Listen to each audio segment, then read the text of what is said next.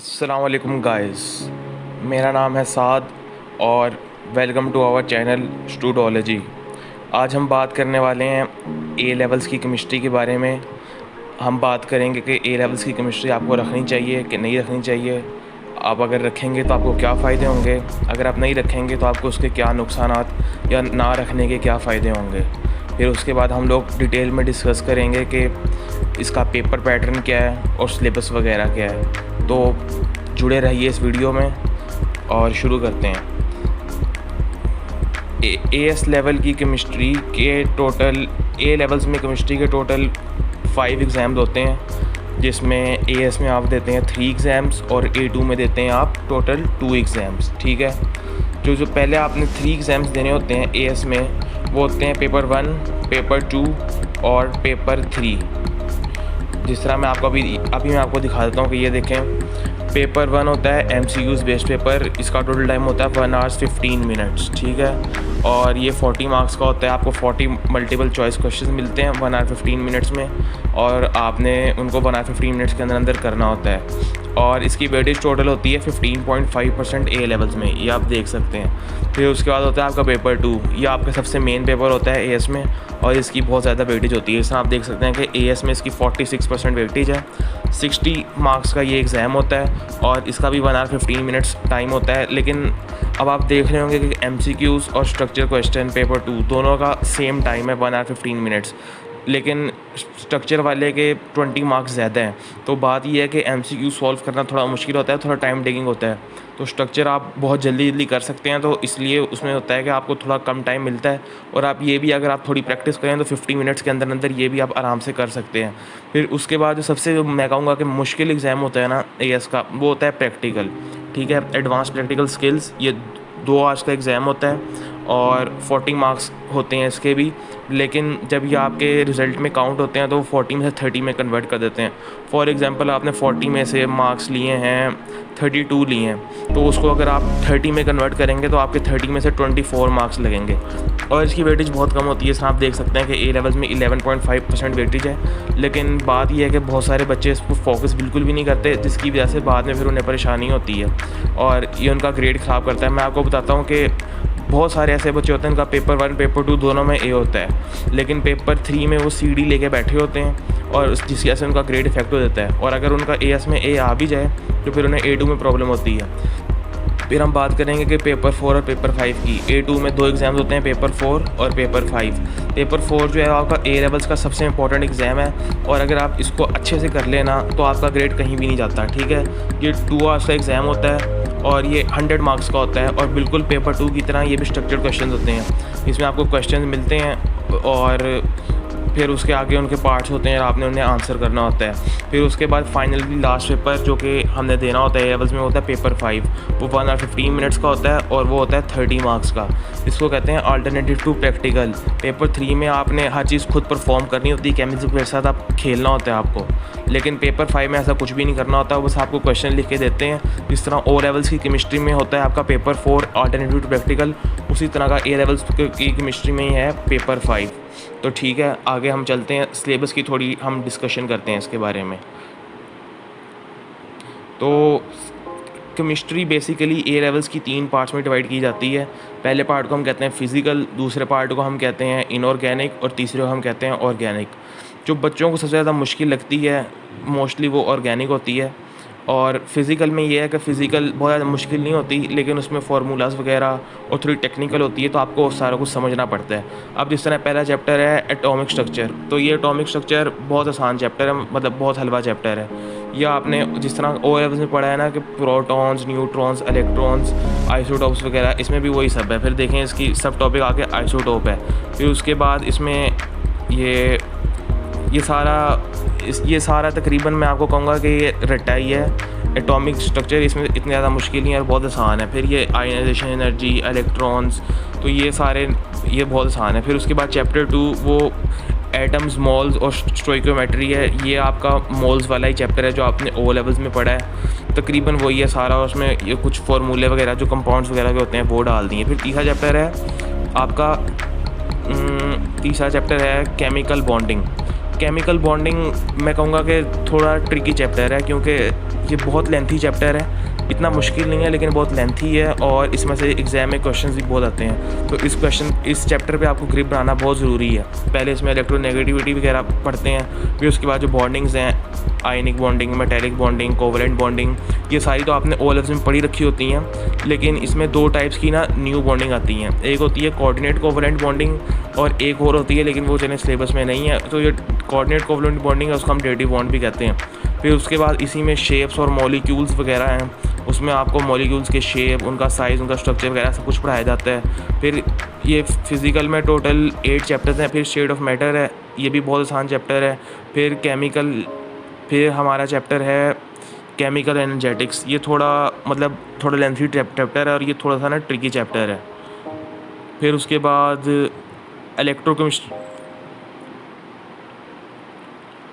Electrochemistry है, इसमें redox reactions वगैरह ये भी आसान है।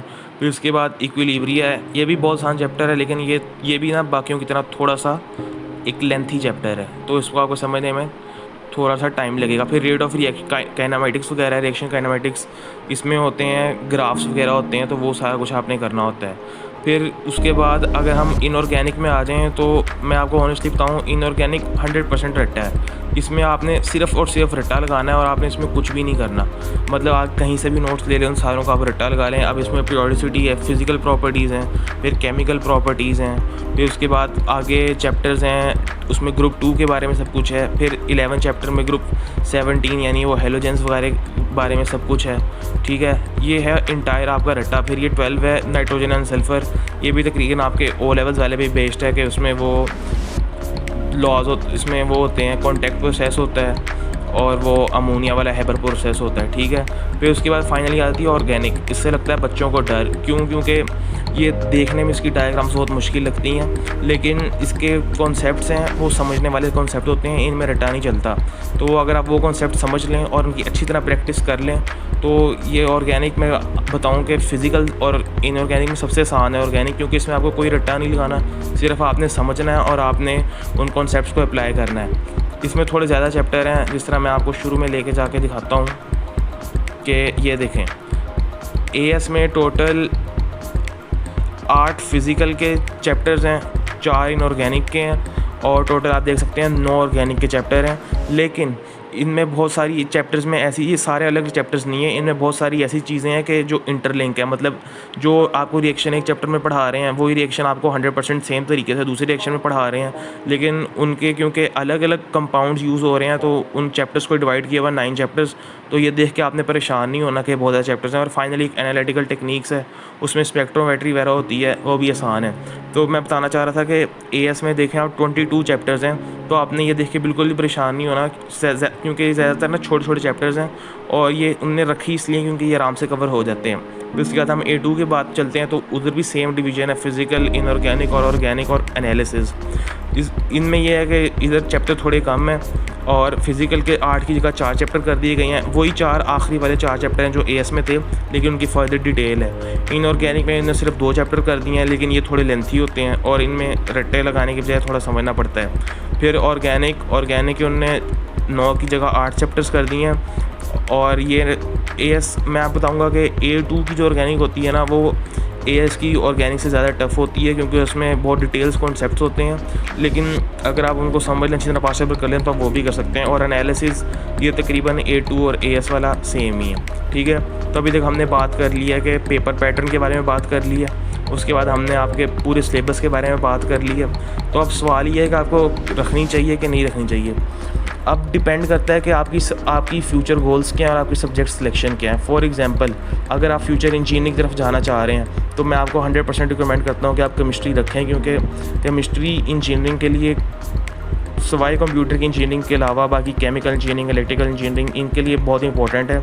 और बहुत सारी यूनिवर्सिटी के टेस्ट में भी वो केमिस्ट्री का आपसे आपका टेस्ट लेते हैं, मैकेनिकल वगैरह, केमिकल वगैरह, इंजीनियरिंग। तो अगर तो आपने इंजीनियरिंग रखनी है, तो आपको मैथ्स, फिज़िक्स और केमिस्ट्री लाजमी रखनी चाहिए। फिर आपने एक्स्ट्रा सब्जेक्ट जो भी रखना है आप रख लें। बाकी अगर आपने मेडिकल में जाना है, तो आपको फ़िज़िक्स, केमिस्ट्री, बायो रखनी चाहिए। और अगर मैं तो रिकमेंड करता हूँ कि मैथ्स भी साथ रख लेनी चाहिए, लेकिन उसमें भी केमिस्ट्री आपके लिए कंपलसरी है। तो इंजीनियरिंग और मेडिकल के लिए कंपलसरी है। और अगर आपने कंप्यूटर साइंस की फील्ड में जाना है तो मैं रिकमेंड करता हूँ कि केमिस्ट्री रख लेनी चाहिए, क्योंकि बंदे का कंफर्म नहीं होता कि बाद में इंजीनियरिंग में जाऊँ या कंप्यूटर साइंस में जाऊँ। तो इसलिए बेहतर है कि आप 4 सब्जेक्ट्स रख लें। अगर आप कर सकते हैं manage maths, physics, chemistry, computer, नहीं कर सकते तो आप देख लें कंप्यूटर रख लें, नहीं तो केमिस्ट्री भी आप रख सकते हैं। फिर हम बात करते हैं कि थ्रेशोल्ड के बारे में। अभी ये देखें, ये लेटेस्ट थ्रेशोल्ड है 2024 के मई जून एग्ज़ाम का। जो हमारा पाकिस्तान, इंडिया, सब कॉन्टिनेंट में और ये इधर एशिया वगैरह में, मिडिल ईस्ट में, ये हमारा चलता है पेपर 1, 2, मतलब हमारा जोन होती है जोन 4, तो वो आता है 1, 2, 2, 2, 3, 3 और 3, फिर प्रैक्टिकल्स में 3, 3, 3, 4 इस तरह। तो आप देख लें कि पेपर 1 में मैं आपको दिखाता हूँ अभी, ये पेपर 1, 2 40 में से 27 पे ए है। तो 40 में से 27 लेना आपके लिए बिल्कुल ही मुश्किल नहीं है। शुरू में ऐसा होता है कि 14 फिज़िकल के क्वेश्चन होते हैं, 14, 15, फिर होते हैं 7, 8 होते हैं इनऑर्गेनिक के, और फिर होते हैं 14, 15 ही ऑर्गेनिक के। तो उसमें से 27 लेना तो बिल्कुल मुश्किल नहीं है। आप थोड़ी सी मेहनत करेंगे तो आप 30+ ले लेंगे, ठीक है। तो ये आसान है। उसके बाद आप देखें 60 में से 38, ये बहुत इजी है। अगर आप पास पेपर्स कर लेते हैं, नोट्स आप अच्छी तरह समझ लेते हैं और मतलब अपनी तरफ से आप अपना बेस्ट देते हैं एग्ज़ाम वाले दिन, तो 60 में से 38 कुछ भी नहीं है। आप आराम से 48, 49, 50 स्कोर कर सकते हैं। तो इधर आपकी 10 मार्क्स की लीड बन सकती है। और पेपर 1, 2 में भी आप 30, 31 इस तरह स्कोर कर सकते हैं। तो टोटल आपकी 13, 14 मार्क्स की लीड आराम से बन सकती है। फिर हम प्रैक्टिकल देते हैं 3, 3 और 3, 4। ये देखें 3, 3, 3, 4, एक का है 40 में से 25 थ्रेशोल्ड ए के लिए, और एक का है 40 में से 23। तो 23 मार्क्स स्कोर करना आपको लग रहा होगा कि 40 में से कुछ भी नहीं है, लेकिन टू बी ऑनेस्ट ये थोड़ा मुश्किल होता है बच्चों के लिए लेना। इसमें प्रैक्टिकल में 3 क्वेश्चन होते हैं। पहला होता है आपका मोल्स के रिलेटेड होता है, इसमें टाइट्रेशन करनी होती है आपने, फिर उसके मोल्स के क्वेश्चन होते हैं। एक आपका सॉल्ट एनालिसिस होता है। ये 2 क्वेश्चन आपके कंपलसरी हर बार तकरीबन आते हैं। टाइट्रेशन में आगे टाइप्स हैं, सिंपल टाइट्रेशन है, रिडॉक्स टाइट्रेशन है। फिर उसके बाद तीसरा आपका क्वेश्चन होता है थर्मल डिकम्पोजिशन वगैरह पे, या इस तरह की कोई आपको हीटिंग वगैरह दे देते हैं, या कोई आपको इंथैल्पी वगैरह के ग्राफ्स दे देते हैं इस तरह। तो टोटल 3 क्वेश्चन होते हैं 40 मार्क्स के लिए। और टू बी ऑनेस्ट ये देखने में लगता है कि 23, 40 में से कुछ भी नहीं है, लेकिन मैं बता रहा हूँ कि बहुत सारे बच्चे ऐसे होते हैं कि पेपर 1, पेपर 2 में ए लिया होता है, पेपर 3 में उनका CD होता है। तो इधर देख लें आप, C पे 15 चाहिए 34 के लिए, लेकिन बच्चे वो भी स्कोर नहीं कर पाते। तो इसलिए मैं रिकमेंड करता हूँ कि आपको अपना प्रैक्टिकल पे फुल फोकस अच्छी तरह करना चाहिए, और प्रैक्टिकल की आपको अच्छी तरह प्रैक्टिस करनी चाहिए। फिर पेपर 4, 2 है 100 में से 63।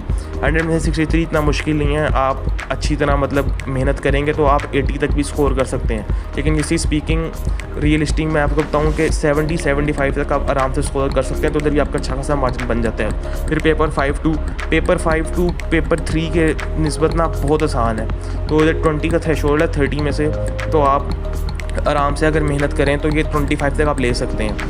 तो मैं रेकमेंड करता हूँ कि जिन बच्चों ने इंजीनियरिंग या मेडिकल की साइड पे जाना है वो केमिस्ट्री लाजमी रखें। और मतलब बहुत सारे लोग होते हैं मैथ्स, फिजिक्स, कंप्यूटर रख लेते हैं, लेकिन बेहतर रहता है कि आप केमिस्ट्री भी रखें, क्योंकि आगे फिर या तो आपको 100% कन्फर्म है कि आपने CS में जाना है तो फिर आप केमिस्ट्री ना रखें। लेकिन अगर आपको 100% कन्फर्म नहीं है तो फिर केमिस्ट्री रख लेनी चाहिए। और मेरे ख्याल से जो बेस्ट कॉम्बिनेशन है सब्जेक्ट्स के वो होते हैं मैथ्स, फिजिक्स, केमिस्ट्री। बाकी आप एक्स्ट्रा जो मर्जी रखें, क्योंकि मैथ्स, फिजिक्स, केमिस्ट्री से आप मेडिकल के अलावा हर फील्ड में जा सकते हैं। बिजनेस में जा सकते हैं, ह्यूमैनिटीज़ में जा सकते हैं, इंजीनियरिंग में जा सकते हैं, कंप्यूटर साइंस में जा सकते हैं। तो आप अपनी रिसर्च करें, और केमिस्ट्री रखना मतलब इतना मुश्किल सब्जेक्ट नहीं है। जिन बच्चों ने O लेवल्स में पढ़ी होती है वो A लेवल्स में आराम से कर लेते हैं। और अगर आपको मतलब कोई हेल्प चाहिए तो मेरे नोट्स अवेलेबल हैं डिस्क्रिप्शन में। आपको मैं अपना आप देख सकते हैं चैनल के डिस्क्रिप्शन में नंबर भी है, और आप उस पर मैसेज करके आप मुझे मतलब नोट्स भी मुझसे ले सकते हैं। बहुत रीज़नेबल प्राइसेस में है, और सॉल्व पास्ट पेपर्स भी अवेलेबल हैं। तो अगर आपको चाहिए तो आप कांटेक्ट करें और चैनल को सब्सक्राइब करें। Thank you.